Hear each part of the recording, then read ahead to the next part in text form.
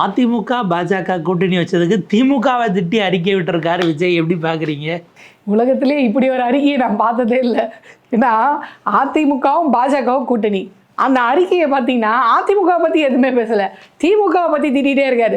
நீங்கள் பாருங்க, திமுக வந்து மறைமுக கூட்டணி, அதிமுக வந்து கட்டாயப்படுத்தி மக்கள் விரோத கூட்டணி அப்படின்னு. அப்போ கூட நீங்கள் வந்து அதிமுக முட்டு தான் கொடுத்துருக்காரு. அது எண்ணியே போட்டிருக்காங்க ஸ்பார்க் மீடியாவில். திமுகங்கிற கட்சி பெயர் 8 முறை வந்திருக்கு, பாஜக 7 முறை வந்திருக்கு, அதிமுக ஒரே ஒரு முறை வந்திருக்கு அஇஅதிமுகன்னு.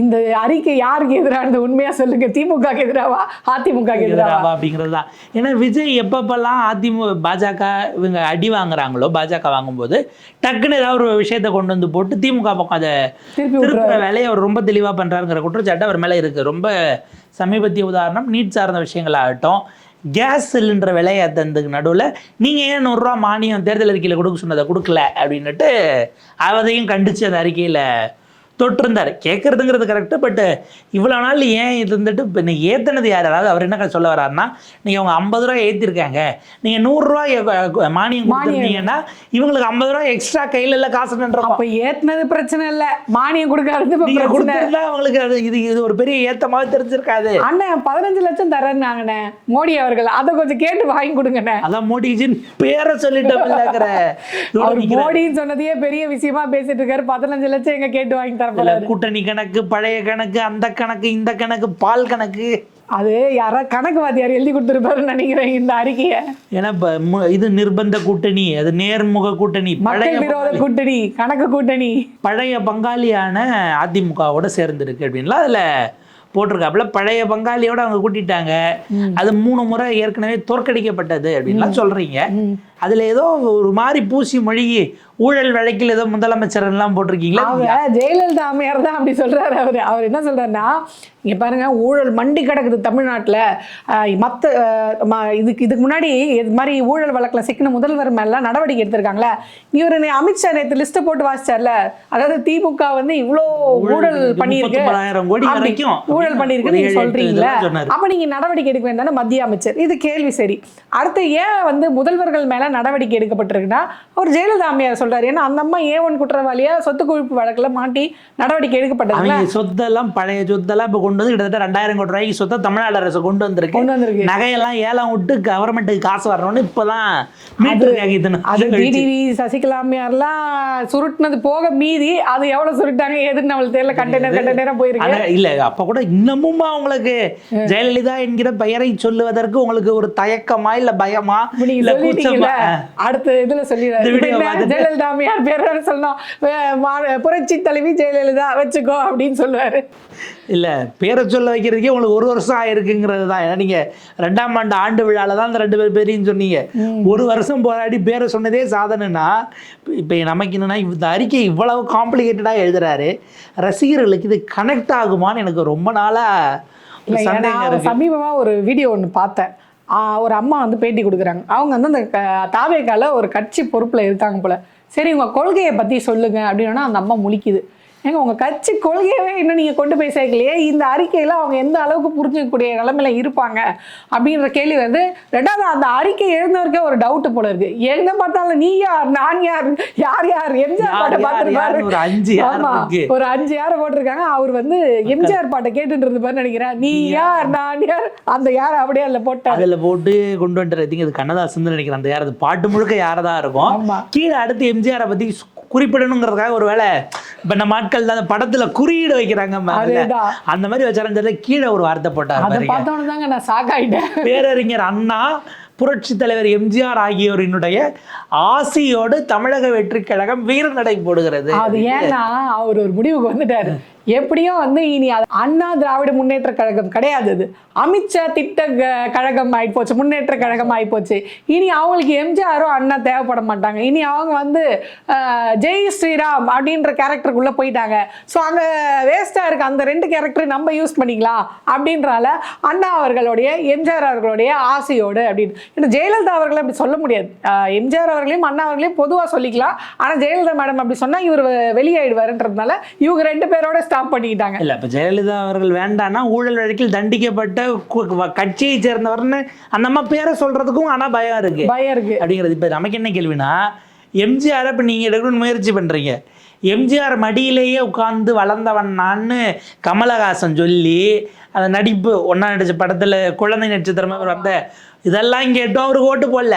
நான் தான் கருப்பு எம்ஜிஆர்னு கேட்ட கேப்டன் விஜயகாந்த் அவர்களையும் முதலமைச்சருங்கிற இடத்துக்கு கொண்டு வைக்கல, கூட்டணிக்குள்ளே கொண்டு போய் அவங்களோட சேர்ந்த பிறகு எதிர்கட்சி தலைவருங்கிற அந்தஸ்து வரைக்கும் போச்சு. இவங்க 2 பேருமே அந்த உச்சநிலையை அடைய முடியாமல் போகும்போது ஏற்கனவே பல பேர் எம்ஜிஆருடைய வாரிசாக, அவரே கலையுலக வாரிசுன்னு குறிப்பிட்ட பாக்யராஜில் தொடங்கி பல பேரும் வந்துட்டாங்க.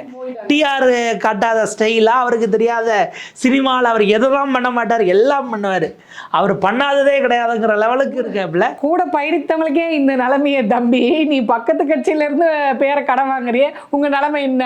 அதாவது இப்போ நீங்கள் அண்ணாவை கவர் பண்ணி எடுத்துருக்கிறீங்க, இப்போ எம்ஜிஆருக்கும் முயற்சி பண்ணுறீங்கன்னா ஏற்கனவே இருக்கிற 5 பேரையே எந்த லெவலுக்கு கொண்டு போய் சேர்த்திக்கின்றது எக்ஸ்ட்ரா 2 பேரை நீங்கள் சேர்த்து. அவருக்கு என்னன்னா லெட்டர் பேட்ல எக்ஸ்ட்ரா 2 ஃபோட்டோ வைக்கணும், அவ்வளோதானே. மேலே இடம் இருந்தா வச்சு விட்ற வேண்டியதான். இங்கே கீழே பேராகிராஃப் வேறு காலியாக இருக்கு, இதையா சேர்த்து எழுதணும் அப்படிங்கிற இடத்த நோக்கி அது நகருதோங்கிற கேள்வி இருக்குது. நமக்கு என்னென்னா இப்போ நீங்கள் டார்கெட் பண்ண வேண்டியது பிஜேபி இன்னைக்கு பல விஷயங்கள் செஞ்சுருக்கு.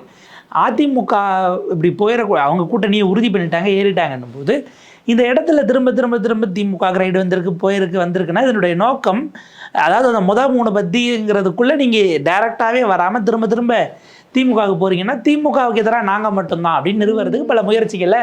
ஆமாம், நீங்கள் என்னதான் அதிமுக வந்து பிஜேபி கூட, இப்போ பிஜேபி எதுக்கு கூட்டணி வைக்குதுன்னா அதிமுகவும் நம்மளும் கூட்டணி வச்சுட்டா அதை திமுகவுக்கு மாற்று நம்ம தான் ஒரேடே அதிமுக வலிச்சுட்டு நம்ம மட்டும் இருந்துக்கலாம். ஸோ திமுக வெர்சஸ் பிஜேபின்னு வைக்கலாம்னு அவங்க முடிவு பண்ணுறாங்க.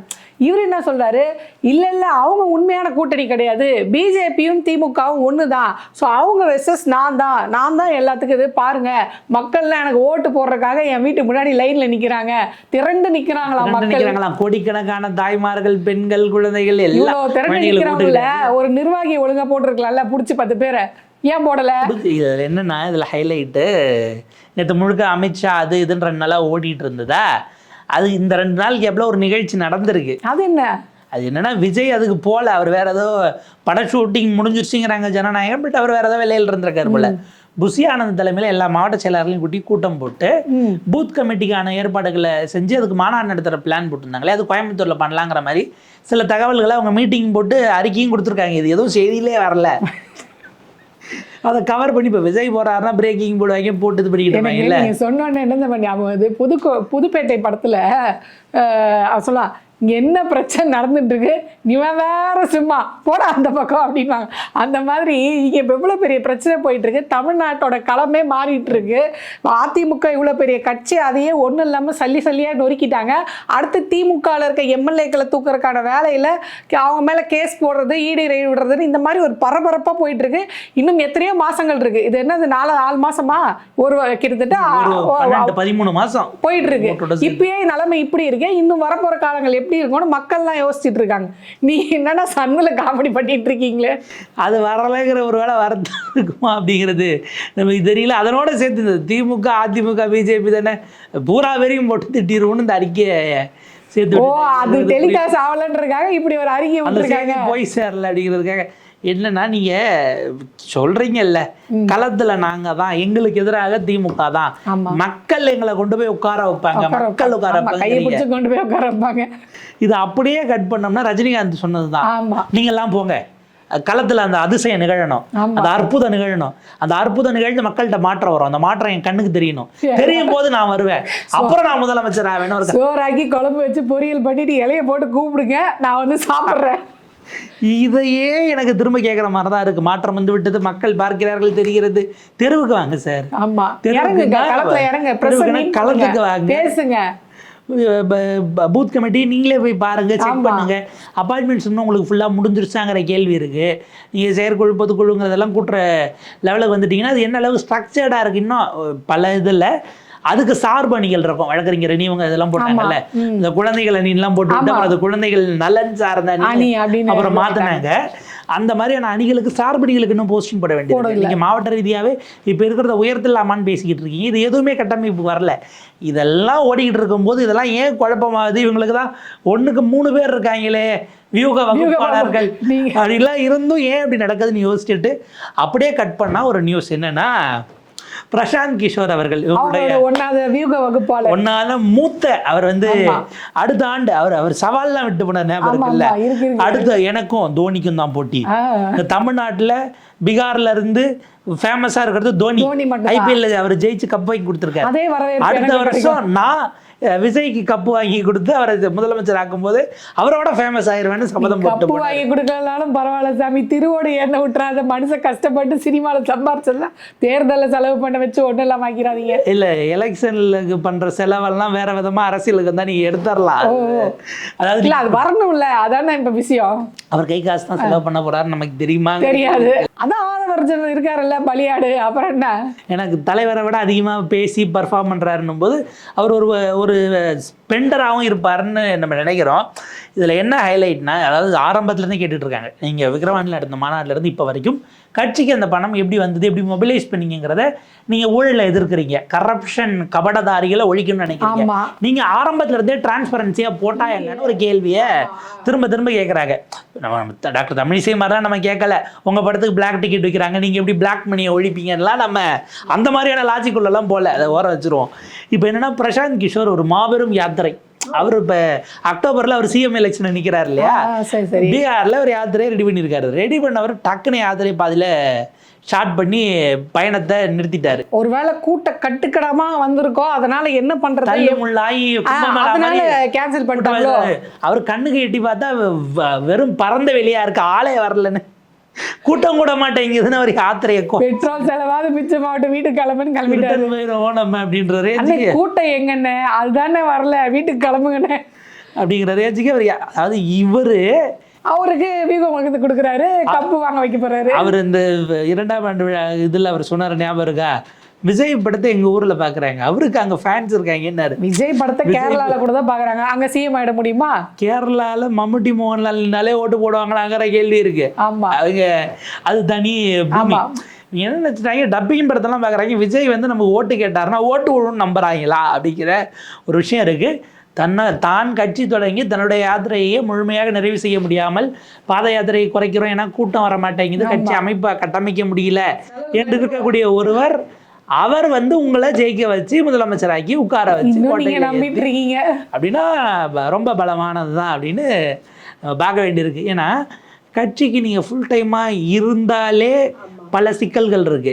நீங்க பார்ட் டைம்ல ப்ராக்சியா வெளியில இருந்து ஆளை பிடிச்சி போட்டு அவர் பார்த்துப்பான்னு வெளியில கான்ட்ராக்ட் விடுற வேலையா? அண்ணாமலை அவர்கள் மீது நம்மளுக்கு 1000 விமர்சனம் இருந்தாலும் ஆனா கட்சின்னு வரும்போது இறங்கி வேலை செஞ்ச, அப்படி பிஸ்கெட் கொடுத்து கையெழுத்து வாங்குறதா இருக்கட்டும், அவ்வளோ ஐஏஎஸ் படிச்சிருந்தாலும் ரோட்ல வந்து வெறும் உடம்புல பஞ்சு சாட்டையை விட்டு அடிச்சுக்கிறாரு.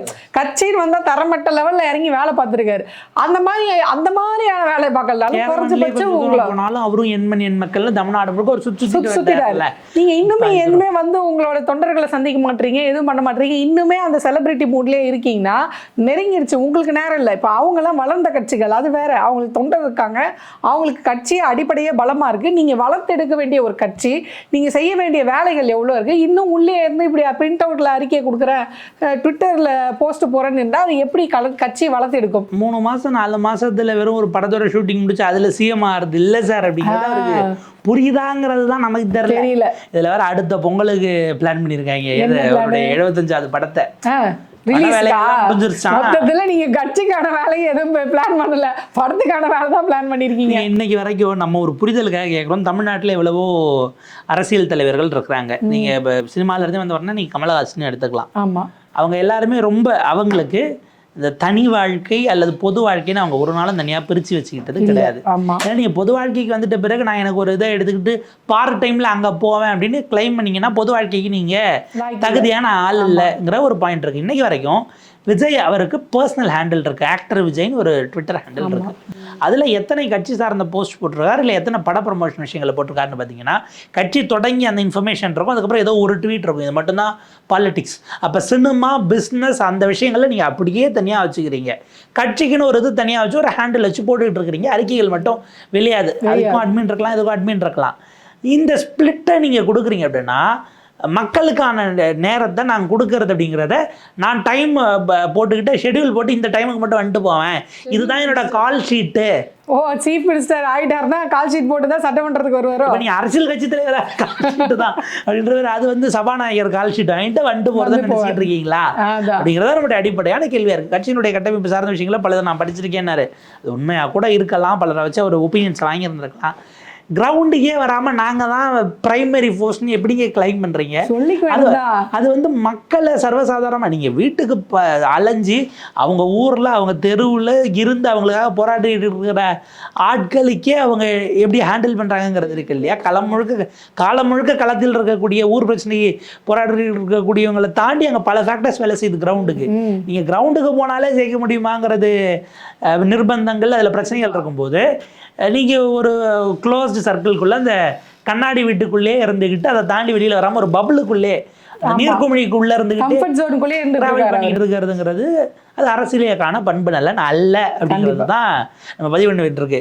இவர் இப்பவே ஜெயலலிதா அவர்களை போல பிரச சந்திக்க மாட்டேன்னா, ஜெயலலிதா அவர்கள் 91 முதலமைச்சர் ஆன பிறகு அதிகாரத்துக்கு வந்த பிறகு அப்படி ஒரு ஆட்டிடியூட் காட்டினாங்க. அதுக்கு முன்னாடி வேலை செஞ்சிருக்காங்க, போயிருக்காங்க, பிரச்சனைகள் நடந்திருக்கு.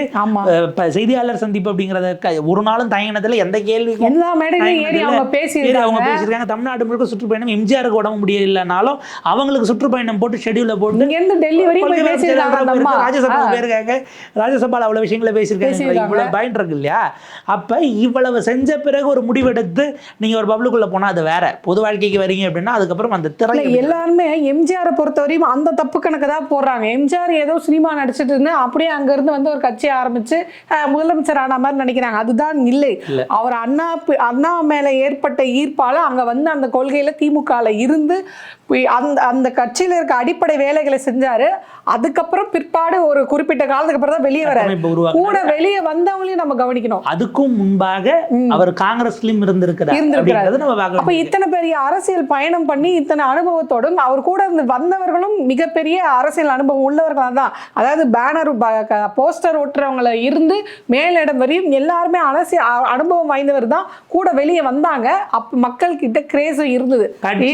கொள்கைகளை அவர் தன்னுடைய படத்தின் வழியாக கொண்டு போனார். அது எளிமைப்படுத்தி சாதாரண இந்த அறிக்கையை பார்த்தா உங்க கட்சிக்காரங்க ஏதாவது புரியும்னு நம்ப முடியாது. நமக்கே கன்ஃபியூஷனா இருக்கு இல்லையே. சில சமயங்கள்ல எனக்கு கமலஹாசன் கூட ஓரளவுக்கு புரியும். அவர் சில ட்வீட் எல்லாம் அதுக்கு அவர் தமிழ்ல போட்டதுக்கு மொழிபெயர்த்து சொல்றதுக்கு ஆள் தேவைப்படுற லெவலுக்கு இருக்கும். இதுல சில விஷயங்கள் எல்லாம் வந்து ரொம்ப தரையிலே கால் படாமல் ஏதோ அந்தரத்தில் மிதந்துக்கிட்டு ஒரு கனவுல இருக்க மாதிரியே தான் ஸ்டேட்மெண்ட்ஸ் இருக்கும்னு எனக்கு ஒரு ஃபீல் இருக்கு. ரியாலிட்டிக்கு அவர் வந்தாருன்னா அது அவர் கட்சிக்கு நல்லது. வளரணும்னு நினைக்கக்கூடிய ஒரு தலைவர் வித் ஆல் மாற்றுக்கருத்துக்கள் நமக்கு இருந்தாலும் கூட திமுக அதிமுகன்னு இருக்கிற அந்த இடத்துல அதிமுக நம்ம வீக் ஆகிறது ஏன் யோசிக்கிறோன்னா, அந்த இடத்த நாளைக்கு இன்னொரு மதவாத சக்தி வந்து ஃபீல் பண்ணிடக்கூடாது அப்படிங்கிற ஒரு விஷயத்துக்கு தான் நம்ம பயப்படக்கூடிய அந்த இடம் இருக்கு. ஒரு செக்யூலர் ஃப்ரண்ட் வேணுங்கிறதும் அப்படியான ஒரு முகமாக தன்னை காட்டிக்கொள்ள விரும்புகிற விஜய் அப்படியே அவர் இருந்தால் மகிழ்ச்சி. அப்ப நீங்க பண்பட்டு வளரணுங்கிறது அதுக்கான இதை எப்படி எடுத்துக்க போறீங்க அப்படிங்கிறது தான். ஸோ இதை எப்படி கோர்ஸ் கரெக்ஷன் பண்ணுறாங்க என்னதுங்கிறதெல்லாம் அவங்க பாடு.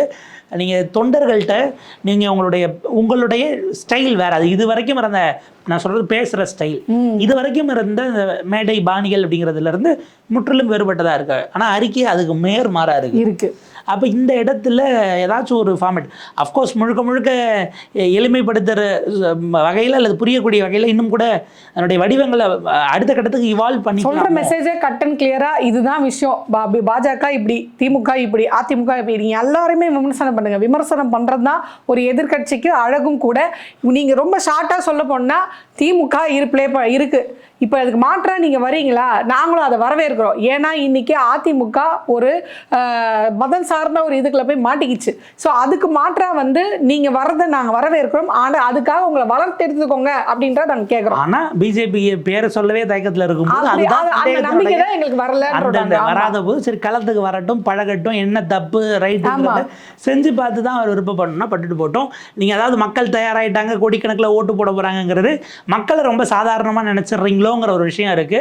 நம்ம மக்கள் எவ்வளவோ கட்சிகளை, எவ்வளவோ கூட்டணிகளை, பார்த்துட்டாங்க. எவ்வளவோ அரசியல் விற்பனர்களை சர்வே எடுப்பாங்களே, சர்வே எடுத்து இவங்க இவ்வளோன்னு அத்தனையும் தோக்கடிச்சு உடைச்சு, ஆமா, வர சர்வே ஒண்ணா இருக்கும், ரிசல்ட் வேற வரும். அவ்வளவு பேரையும் ஏமாத்திட்டு மக்கள் வேற மாதிரி குத்துறது தான் போட்டுருவாங்க. ஆமா, மக்கள் தமிழ்நாட்டோட அவ்வளவு சாதாரணமா நினைச்சிடாதீங்கிறது தான் சொல்லணும். பாப்போம் எப்படி போகுதுன்னு. பார்க்கலாம்.